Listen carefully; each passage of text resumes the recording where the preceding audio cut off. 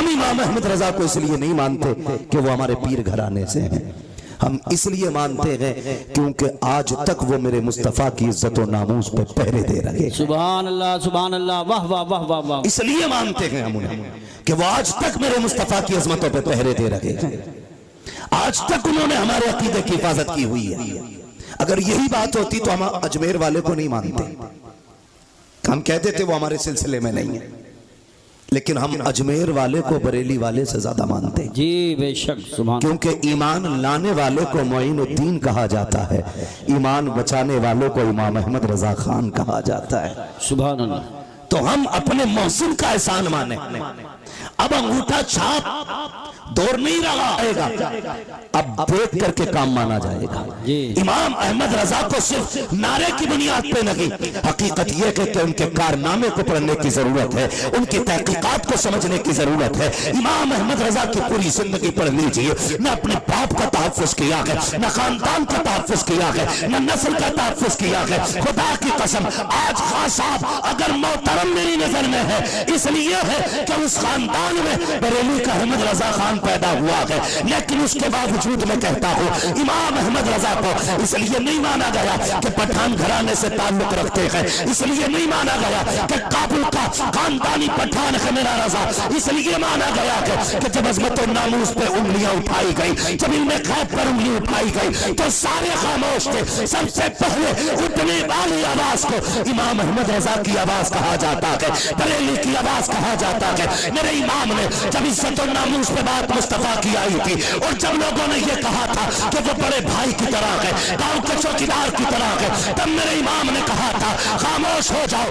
ان کی عظمت تو یہ کہ سرور کہوں کہ مالک و مولا کہوں تجھے، باغ خلیل کا گلے زیبا کہوں تجھے، تیرے تو وصف عیب تناغی سے عیبری، حیران ہوں میرے شاخ میں کیا کیا کہوں تجھے۔ نعرے تکبیر، نعرے رسالت، نعرے غوثیت، مسلک اعلی حضرت، فیضان اعلی حضرت حضرت علامہ مفتی حماد رضا صاحب قبلہ، علماء اہل سنت۔ سبحان یہ ہے دامن یہ ہے گریباں، آؤ کوئی کام کریں، موسم کا منہ تکتے رہنا کام نہیں دیوانوں بے کا۔ شک، اب ہمیں گھر کے جھگڑوں سے نکل کر کے باہر کے جھگڑے دیکھنے ہیں، گھر کے جھگڑوں سے نکل کے باہر کے جھگڑے دیکھنے ہیں۔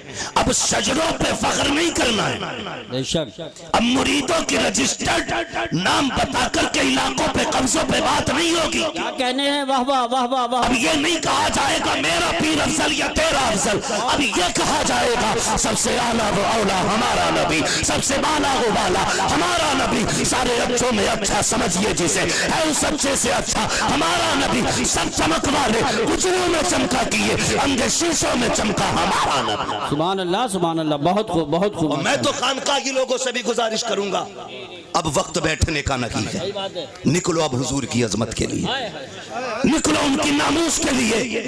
کسی کی عزت میرے حضور کی عزت سے بڑی نہیں، کسی کا خانوادہ میرے نبی کے گھرانے سے اعلیٰ نہیں، کوئی بھی عزت و رفعت میں میرے آقا سے اعلیٰ نہیں۔ یاد رکھیے گا اب عزت اسی کی جائے گی جو حضور کی ناموس کی بات کرے گا، جو حضور کی عزت کی بات کرے گا۔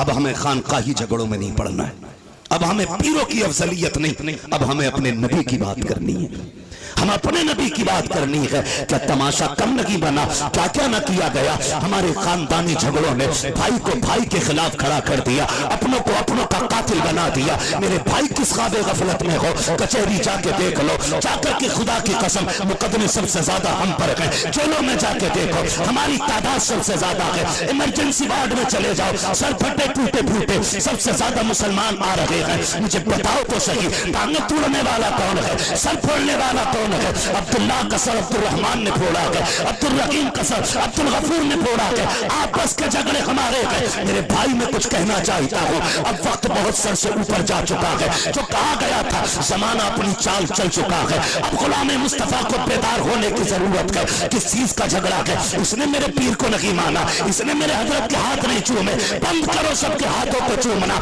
اب صرف اس کے ہاتھ چومے جائیں گے جن ہاتھوں میں مصطفیٰ کے لیے ہتھ گھڑی ہوگی، اب اس کے قدموں کو سر کا تاج بنایا جائے گا، جس کے قدموں میں نبی کے لیے بیڑیاں ہوں گی اور اعلان کیا جائے گا تمہیں جانا تمہیں مانا، نہ رکھا غیر سے کام، للہ الحمد میں دنیا سے مسلمان گئے۔ نعرہ تکبیر، نعرہ رسالت، دیکھو ہمارے نبی کی شان، بچہ بچہ ہے، دیکھو ہمارے نبی کی شان، اے گستاخ، اے کتے، دیکھو ہمارے نبی کی شان۔ بچہ بچہ ہے قربان۔ وہ بھائی نکلو ان جھگڑوں سے، بہت اچھی بات کی، کب تک جھگڑے کرو گے یہ؟ عزت کریں گے جس کی میرا افضل میرا افضل، وہ بھائی کتنی دیر؟ ٹھیک ہے میں کسی کے پیر کے خلاف نہیں بولتا، میں جانتا ہوں 2 روٹی کھاتے ہو، گھاس تو کھاتے نہیں ہو، جو جا کر کے کسی اونٹ کو پیر بنا لو گے، کسی بکرے کو پیر بنا لو گے، 2 روٹی کھاتے ہو، سوچ سمجھ کے فیصلہ کیا ہوگا، اور اگر ڈوب بھی گئے ہو کہیں جا کر کے تو آپ ذمہ دار ہوگے۔ علماء کا کام بتانا ہے، ہاتھ پکڑ کے منانا نہیں، مرضی ہے، لیکن کہیں بھی رہو حضور کی عزت کے پہرے دار رہو، حضور کی عزت کے پہرے دار رہو۔ کہاں کہاں تمہیں ٹارگٹ نہیں کیا جا رہا ہے، تم سے ذرا سی غلطی ہو جاتی ہے، اتنے بڑے کیس کی اتنی بڑی فائل تیار کی جاتی ہے، نام پوچھ کر کے پھنسایا جاتا ہے۔ اگر چیکنگ میں نام عبداللہ آ گیا، کیا ہم نے چوکوں میں نہیں دیکھا؟ چلو رامپور درایا کھڑے ہو کے میں کل کے بات کرتا ہوں، ہاتھ کندن کو آرسی کیا، پڑھے لکھے کو فارسی کیا، خدا کی قسم چوک میں جا کے دیکھو سارا پانی خمار اتر جائے گا۔ کیا دولت تمہارے پاس ہے؟ 20 بیگھے زمین ہے تو اپنے بھائی کو زمین پہ گاڑنے پہ لگے ہو، 50 بیگھے کے مالک بن گئے ہو تو اپنوں کے دشمن ہو گئے ہو۔ اوقات کیا کہ 100 بیگھے کی منٹ نہیں لگتے ہیں، چٹکیوں میں بک جایا کرتی ہے۔ کوئی اوقات زمین اور جائیداد کی نہیں ہے، بڑے بڑے امیروں کو پیدل ہوتے دیکھا ہے، ہم نے ننگے پیر والوں کو گاڑیوں میں چلتے دیکھا ہے۔ دولت کا کوئی خمار نہیں، غربت کوئی لعنت نہیں ہے۔ بدلو اپنے رویوں کو، خدا کی قسم فخر اگر کرنا ہے تو پھر اس کے رسول پہ فخر کرو، غلامی مصطفیٰ پہ فخر کرو۔ دولت کی اوقات کیا ہے؟ کتنے پیسے والے مدینے نہ جا سکے، کتنے قریب مصطفیٰ ہر سال بلاتے ہیں، کسی کو کوئی لے کے چلا جاتا ہے، کسی کو کوئی لے کے چلا جاتا ہے۔ اگر دولت اصل ہوتی تو خدا کی قسم کبھی غریب مدینے نہ جاتا، اور اگر دولت اصل ہوتی تو کوئی کمزور حضور کے چوکھٹ تک نہ جاتا۔ لیکن ہم نے تو یہ دیکھا کہ محبوب کی محفل کو محبوب سجاتے ہیں، آتے ہیں وہی جن کو سرکار بلاتے ہیں۔ سبحان اللہ سبحان اللہ ماشاءاللہ۔ نکلو ان جھگڑوں سے، ہر گاؤں کی یہ کہانی ہے، ہر گاؤں کی یہ کہانی ہے۔ بتاؤ یہ، مگر یہ یاد رکھنا ہم کسی جعلی پیر کو کسی قیمت پہ برداشت نہیں کریں گے، اس لیے کہ پیر کا کام خدا سے ملانا ہے، اور اگر وہ ایمان پہ ڈاکہ ڈالے گا تو پھر لکم دینکم ولی دین، پھر کوئی مروت نہیں، پھر لات مار دیں گے۔ ہم آپ کو ایک بار بتائیں گے اس کے چنگل سے بچ جاؤ، ورنہ دنیا بھی برباد آخرت بھی، پھر کام آپ کو کرنا۔ میرے بھائی نکلو اور حضور کی عزت کی بات کرو۔ ہے پٹھان کرسی پہ بیٹھا تو کسی انصاری کو جگہ نہیں، صحیح بات، ترک بیٹھا تو کوئی فقیر بغل میں نہیں بیٹھ سکتا۔ یہ افضلیت ہے، کیا کہنے ہیں، یہ شان و شوکت ہے۔ شان و شوکت تو تب پتہ چلتی ہے جب اللہ کی بارگاہ میں کسی بندے کے تذکرے کیے جاتے ہیں۔ ہاں عزت والا وہ ہے جو رب کے نزدیک عزت و عظمت والا ہے۔ تیرے میرے فیصلوں سے کیا ہوتا ہے؟ آج ہم انہی جھگڑوں میں پڑے ہوئے، تو اس لائق نہیں وہ اس لائق نہیں۔ سنیں حضور نے کرم سب پہ کیا ہے، میرے امام نے کیا کہا تھا، خدا کی قسم وہ جو نہ تھے تو کچھ نہ تھا، وہ جو نہ ہو تو کچھ نہ ہو، جان ہے وہ جہان کی، جان ہے تو جہان ہے، جان ہے تو جہان ہے۔ سنیں میں تو کھل کے کہتا ہوں، کھل کے کہتا ہوں، جس کے گھر میں بیٹی ہے وہ کسی بھی دھرم، کسی مذہب، کسی بھی ملت کا ہو، اگر حیا والا ہے نا تو پھر میرے نبی کی آمد کا جھنڈا ضرور لگائے۔ سبحان اللہ واہ واہ واہ واہ۔ اس لیے کہ بیٹی کسی کے بھی گھر کی ہو، کسی کے بھی گھر کی بیٹی ہو، اس کی عزت مدینے والے کے صدقے میں محفوظ ہے۔ بے شک بے شک۔ میں بے شمار ملکوں کی کہانی آپ کو سنا سکتا ہوں، لیکن میں صرف چند باتیں آپ سے کروں، چند باتیں۔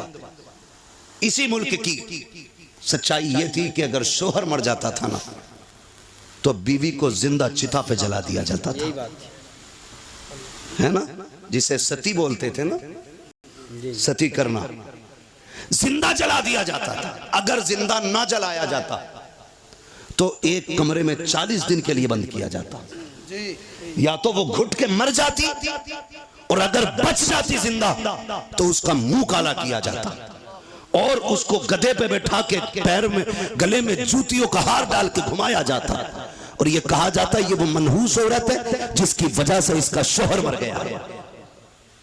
حضور آئے، سبحان اللہ، حضور آئے، سبحان اللہ، 40 سال کی بیوہ خدیجہ سے نکاح کیا اور زمانے کو بتا دیا عورت پیر کی جوتی نہیں ہوتی، کیا کہنے ہیں، عورت گھر کی شان ہوتی ہے۔ جو زندہ جلایا کرتے تھے انہیں یہ بتایا بیوائیں مارنے کے لیے نہیں، بیوائیں زندہ رکھنے کے لیے ہوا کرتی۔ سبحان اللہ، سبحان اللہ، واہ واہ واہ واہ، بہت غیرت کیوں نہیں آتی؟ غیرت کیوں نہیں آتی؟ وہ بھائی حضور آئے، بیٹیاں مسکرائیں۔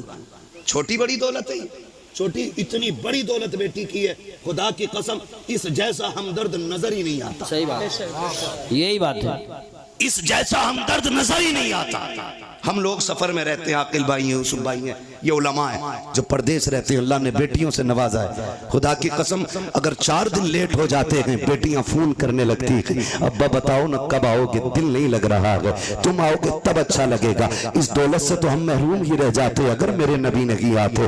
آقا کریم آئے، آنے کے بعد ایک اعلان کیا تھا، لوگوں میری فاطمہ میرے جگر کا ٹکڑا ہے۔ حضور نے اپنی فاطمہ کو ایک بار کہا، پوری کائنات بیٹیوں کو جگر کا ٹکڑا سمجھنے لگ گئی ہے۔ آقا کریم نے اعلان فرمایا تھا، رب نے جس کو 3 بیٹیاں عطا کی اس نے پال پوس کے بڑا کر دیا، عزت سے رخصت کر دیا۔ آقا فرماتے ہیں اس کو جنت کی ضمانت میں دے رہا ہوں۔